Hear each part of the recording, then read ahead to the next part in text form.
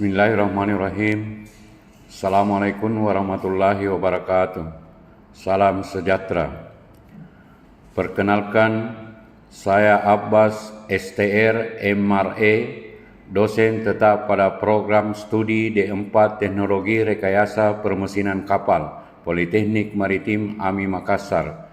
Saat ini saya mengampu mata kuliah Sistem Kontrol, sebuah mata kuliah yang penting dalam penguasaan teknologi permesinan kapal modern. Saya bersyukur dapat mengikuti sertifikasi dosen SMART 2025 dan melalui video ini saya akan menjelaskan peran saya sebagai pendidik pelaksana Tridharma Perguruan Tinggi serta pendekatan pembelajaran yang saya terapkan dalam mendukung capaian pembelajaran program studi. Saya menyelesaikan pendidikan magister pada bidang Marine Engineer dan memiliki latar belakang pendidikan vokasi dalam permesinan kapal. Pengalaman saya mencakup pengajaran, pelatihan teknis, serta keterlibatan dalam pengembangan kurikulum berbasis kebutuhan industri maritim. Sebagai dosen Politeknik Vokasi, saya mengedepankan pendekatan praktis dan terapan agar mahasiswa tidak hanya memahami teori sistem kontrol, tetapi mampu mengimplementasikan pada sistem permesinan kapal secara aktual di dunia kerja. Sistem kontrol adalah mata kuliah teknis yang mempelajari bagaimana sistem permesinan dan proses otomatisasi dikendalikan secara efisien dan aman. Tujuan pembelajaran mata kuliah ini meliputi: pertama, memahami prinsip dasar sistem kontrol terbuka dan tertutup. Kedua, menganalisis karakteristik sistem dinamis pada mesin kapal. Yang ketiga, menggunakan alat ukur dan sensor untuk pengawasan sistem. Yang keempat, mampu merancang logika kontrol sederhana atau kontrol suhu, tekanan, kecepatan, dan lain-lain. Yang kelima, mengoperasikan dan menganalisis hasil daripada simulasi perangkat lunak pada sistem kontrol. Menariknya, bahan ajar dalam mata kuliah ini saya kembangkan secara kolaboratif dengan rekan sejawat lintas politeknik dengan pendekatan Applied Project Based Learning serta studi kasus berdasarkan sistem nyata di kapal dan simulator. Dalam penyusunan RPS, sistem kontrol, saya mengacu pada capaian pembelajaran lulusan atau CPL, program studi D4 TRPK yang mencakup: pertama, menjunjung tinggi nilai profesionalisme, keselamatan kerja, dan tanggung jawab. Yang kedua, menguasai prinsip kerja sistem kontrol dan aplikasinya dalam sistem kelistrikan dan permesinan kapal. Yang ketiga, merancang, menguji, dan mengevaluasi sistem kontrol berbasis perangkat analog dan digital. CPMK atau capaian pembelajaran mata kuliah yang ingin saya capai meliputi: pertama, mahasiswa mampu menjelaskan komponen dan prinsip kerja sistem kontrol. Yang kedua, mahasiswa mampu membaca diagram kontrol dan menerapkan logika pengendalian. Yang ketiga, mahasiswa mampu menggunakan sensor dan aktuator pada sistem kapal. Yang keempat, mahasiswa mengidentifikasi gangguan sistem dan menyusun solusi teknik. Yang kelima, mahasiswa mampu melakukan pengujian sistem kontrol menggunakan software, simulasi, dan peralatan praktik. Pendekatan yang saya gunakan adalah DIA atau Delivery Instruction Assessment. Delivery Materi disampaikan melalui kuliah interaktif, penggunaan modul kolaboratif, video praktek, dan animasi simulasi. Yang kedua, interaction, mahasiswa melakukan praktikum langsung, studi kasus dari kapal, analisis kerusakan sistem, dan diskusi kelompok. Yang ketiga, asesmen. Evaluasi dilakukan dengan ujian teori dan praktik, penugasan analisis kasus nyata, proyek akhir mahasiswa merancang simulasi sistem kontrol untuk unit mesin tertentu. Rubrik penilaian berdasarkan ketepatan, efisiensi, dan keamanan rancangan. Pendekatan ini menekankan kesesuaian antara teori dan praktik dengan pembelajaran berbasis laboratorium dan lapangan. Sebagai dosen politeknik, saya secara aktif menjalankan Tridharma perguruan tinggi. Pertama, pendidikan dan pengajaran. Saya mengembangkan pembelajaran berbasis industri atau industry-based learning, memperbarui modul praktik, dan melakukan pembimbingan proyek akhir mahasiswa berbasis permasalahan nyata di kapal. Yang kedua, penelitian. Fokus riset saya berdasarkan pada pertama, efisiensi sistem kontrol pada mesin bantu kapal. Yang kedua, penerapan sistem kontrol otomatis berbasis mikrokontroler. Yang ketiga, optimalisasi sensor suhu dan tekanan pada sistem pendingin. Hasil penelitian ini digunakan berbagai sumber bahan ajar serta dipublikasikan di seminar teknik nasional. Yang ketiga, pengabdian kepada masyarakat. Saya terlibat dalam pelatihan sistem kelistrikan kapal dan kontrol dasar bagi pelaut dan teknisi kapal niaga, bekerjasama dengan pelabuhan, dinas perhubungan, dan organisasi kemaritiman. Adapun video pembelajaran saya tampilkan sebagai berikut.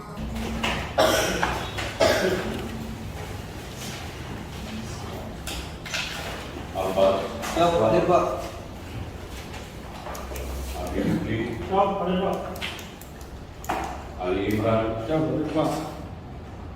Amti, siap, Pak. Baik, selamat pagi semua. Pagi. Ya, Assalamualaikum warahmatullahi wabarakatuh. Waalaikumsalam warahmatullahi wabarakatuh. Untuk hari ini kita akan mulai pembelajaran yaitu sistem kontrol. Di pertemuan yang lalu kita bahas tentang dasar sistem kontrol. Nah, sekarang kita masuk ke sistem kontrol manual dan otomat. Jadi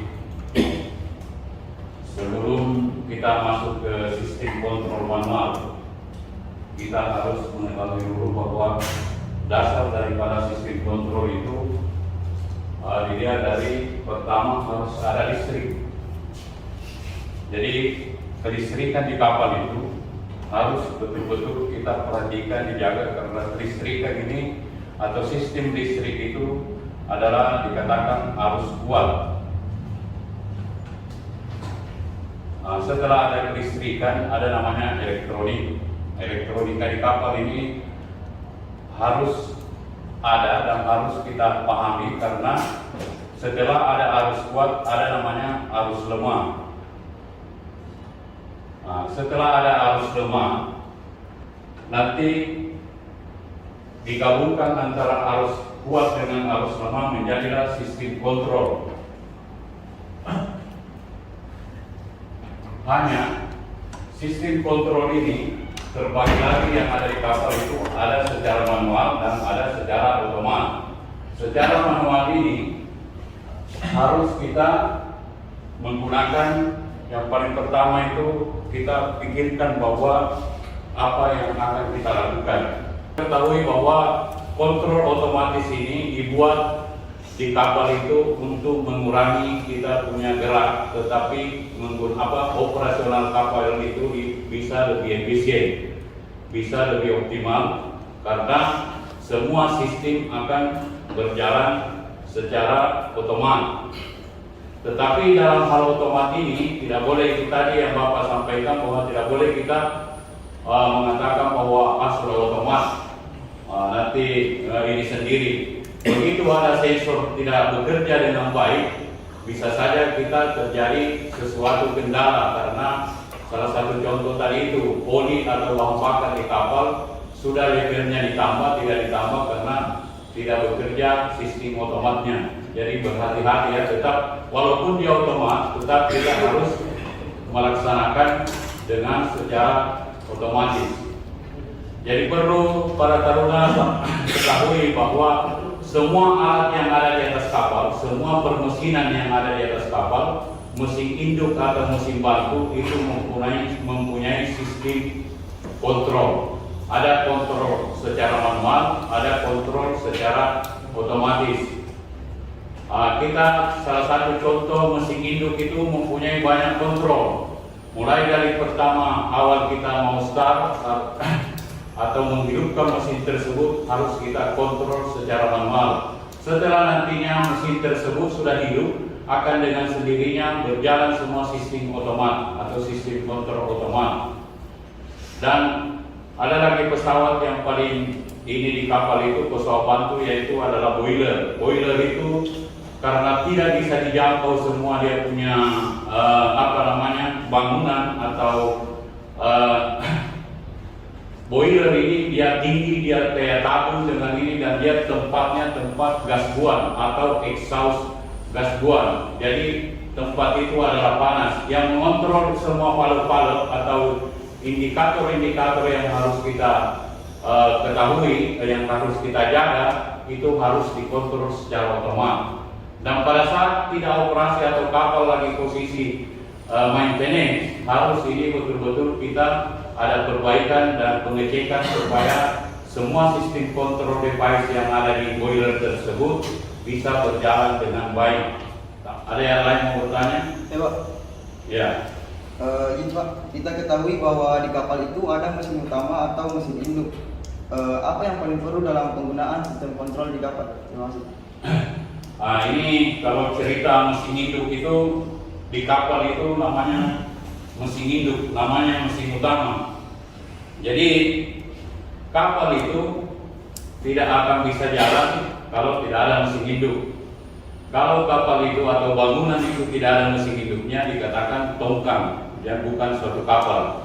Jadi mesin induk ini segala sesuatunya itu dia mempunyai kontrol.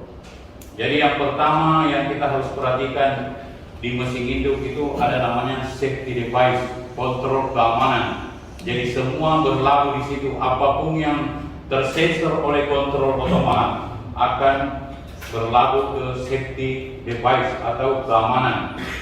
Jadi selain itu ada lagi namanya suhu pelumasan. Suhu oli ini juga harus dikontrol di permesinan induk.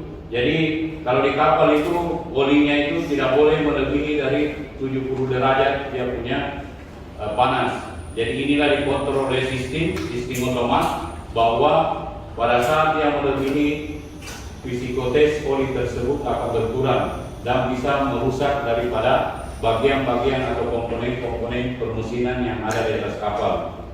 Dan ingat, kalau pendingin air, suhu pendingin air atau pendinginan air di kapal itu ada dua jenis, ada air laut, ada air tawar. Air tawar ini tidak boleh kurang dari 65 derajat. Air laut ini tidak boleh melebihi dari 40 derajat.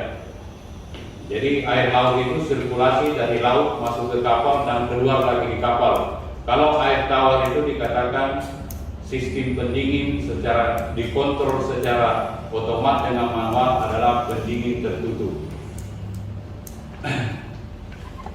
Kontrol. Jadi boiler itu atau semua alat mau boiler atau permesinan batu, permesinan hidup dengan kompresor dan atau yang lain, itu semua harus dikatakan mempunyai sistem kontrol safety device, ya, atau keamanan. Karena pada saat ada suatu indikasi atau indikator yang melebihi dari kapasitas, dengan sendirinya akan dia mati, atau dengan sendirinya kalau di boiler itu seperti kalau gas atau steam sudah melebihi dari kapasitas, dia akan sendirinya terbuka palutnya untuk memblow supaya dia tidak terjadi ledakan yang kita tidak inginkan. Yang paling perlu diperhatikan di sistem boiler itu adalah ada sistem kontrol otomatis dan ada sistem kontrol manual, yaitu level air. Level air ini karena boiler itu dipanaskan atau dibakar. Jadi di dalam sistem itu ada namanya pipa api, ada pipa air. Di dalam sistem itu apabila air tidak ada, ternyata begitu pipa apinya tetap menyala atau sistem pengapian tetap ada, otomatis kan terjadi kebakaran di dalam dan tidak terjadi uap. Tetapi kalau ada air, dia otomatis hanya uap yang terjadi, tidak ada kebocoran atau tidak terjadi kebakaran yang tidak diinginkan di dalam sistem. Jadi level air itu harus kalian perhatikan, dan level air ini rata-rata level air itu sama dengan bahan bakar. Dia ada namanya gelas penduga. Di sampingnya tangki ini ada gelas penduga. Mungkin di sini anggaplah 100 liter, di sini 1000 liter, di sini 1500, di sini 2000. Jadi level tangki kalau penuh full itu 100% adalah 2000 liter. Begitu level di 100 ini kita tidak perhatikan karena rata-rata di boiler itu untuk level airnya jarang ada yang secara otomatis, selalu secara manual. Makanya di boiler itu ada namanya tangki KDT.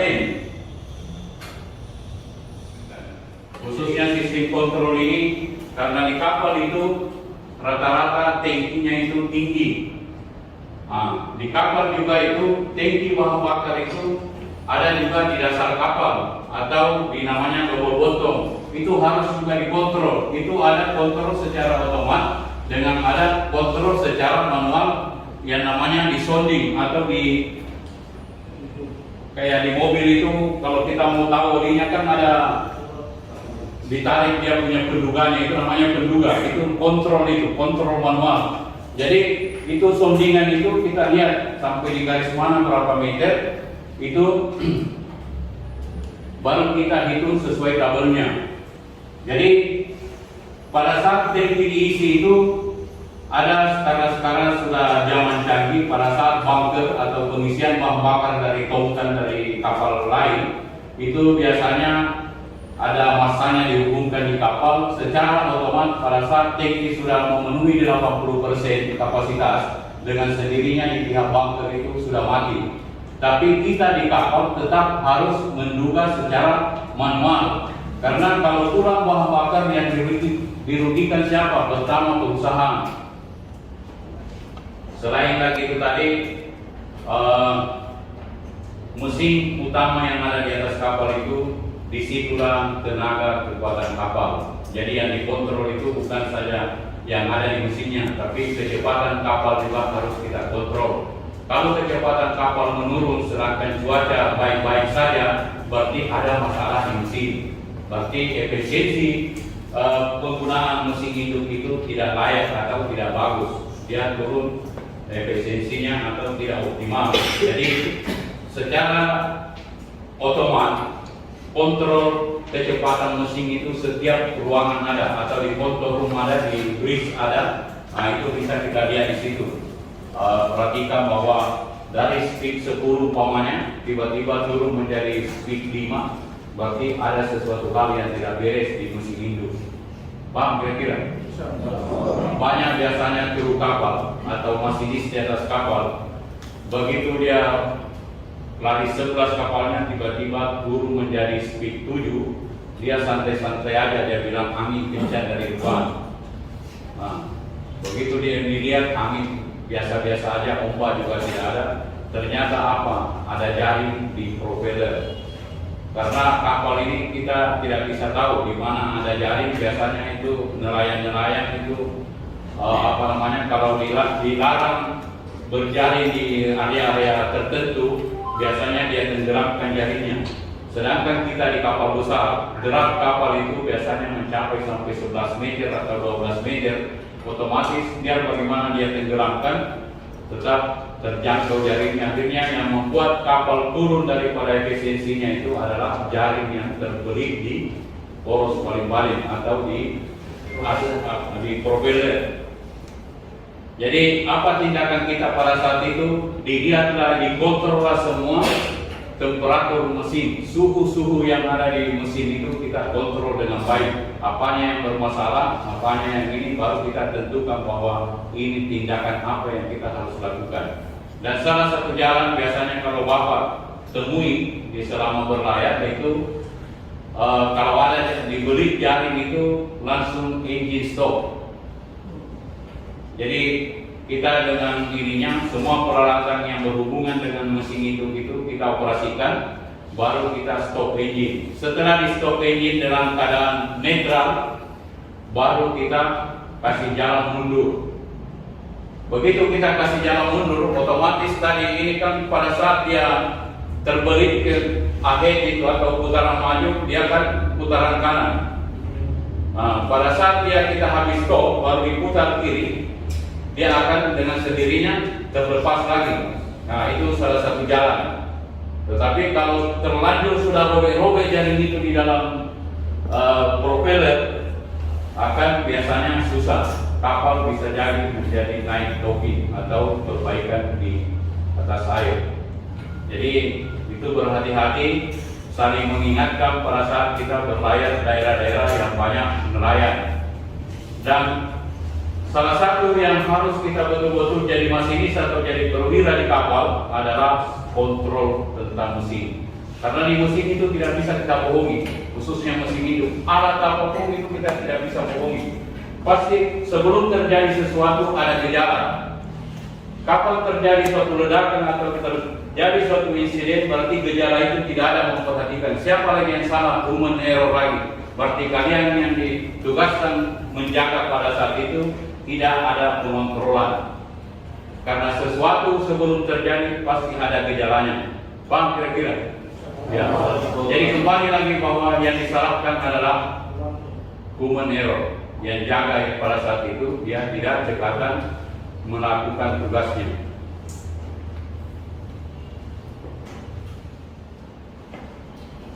Mungkin barangkali ada mau bertanya lagi. Kalau tidak ada, mungkin sampai di sini pertemuan kita. Bapak mengharap apa yang kalian dapatkan, apa yang kalian dengarkan bisa bermanfaat buat kalian kedepannya nanti pada saat kalian pertama perwira di atas kapal, kedua menjadi perwira. Ingat, sistem kontrol itu bukan dianggap bahwa ini sepele karena sudah otomat, tetapi betul-betul kita harus memperhatikan karena sistem kontrol ini hanya dibuat untuk membantu kita meringankan pekerjaan-pekerjaan kita yang tidak seharusnya kita angkat, seharusnya kita pencet. Tetapi kalau ada sistem kontrol otomat, mungkin pada saat itulah kalian akan berkurang kinerjanya, tetapi pikiran kita tetap jalan. Jadi harapannya Bapak ke depan, semoga kalian nanti mendapatkan kontrol apapun namanya di atas kapal, harus kita familiar, harus kita memahami, harus kita mampu mengoperasikan. Jadi kita di atas kapal itu hanya 3 hal: mampu mengoperasikan, mampu menjalankan dengan merawat, dan membersihkan. Jadi intinya orang teknik itu ada 2, analisa dengan bersih, teliti. Paham kira-kira? Mungkin sampai di sini. Terima kasih atas pertemuannya, atas dirinya. Nanti kita lanjut di pembelajaran berikutnya, yaitu sistem kontrol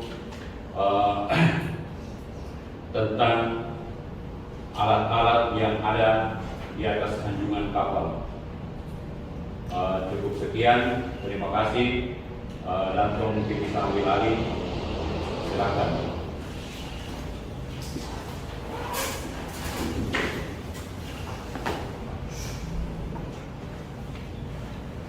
Baik, kegiatan saya dulu. Duduk siap. Gerak.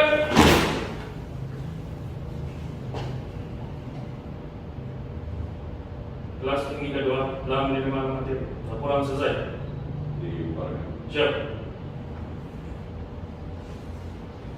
Sebelum meninggalkan tempat, dalam pekerjaan kita berdoa menurut keinginan dan kepercayaan kita masing-masing. Doa dimulai.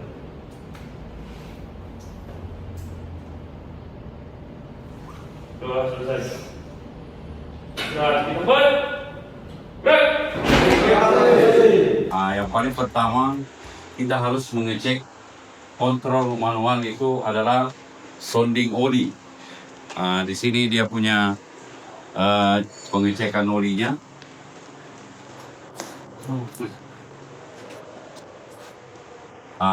Ini perhatikan ya. Ini namanya kontrol. Jadi kita bisa tahu level oli sampai di mana. Ini ada garis-garisnya di sini. Kalau dia kurang dari tanda yang diajarkan di teori itu ada tanda yang sudah itu kalau kurang dia level di bawah berarti harus ditambah. Kalau dia dijaga juga tandanya jangan sampai melebihi garis yang sudah ditentukan. Ini ada garis ini sama ini. Sudah bisa diperhatikan ya, sudah bisa tahu ya. Ini namanya kontrol manual.